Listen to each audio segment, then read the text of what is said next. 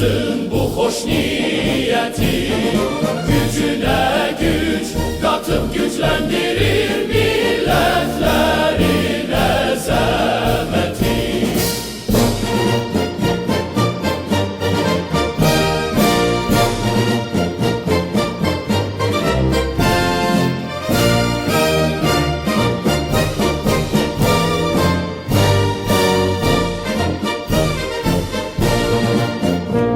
Yaşa, yaşa Azerbaycan, müstakil azad ol her zaman.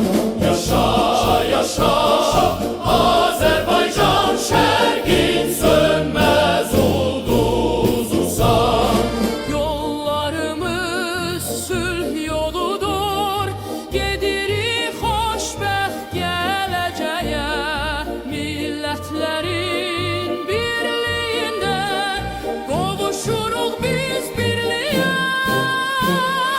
Yollarına ışık saçır halkımızın bu hoş niyeti, gücüne güç katıp güçlendirir milletlerin azameti. Yollarına ışık saçır halkımızın bu hoş niyeti, gücüne güç katıp güçlendirir milletlerin azameti. Yollarına ışık saçır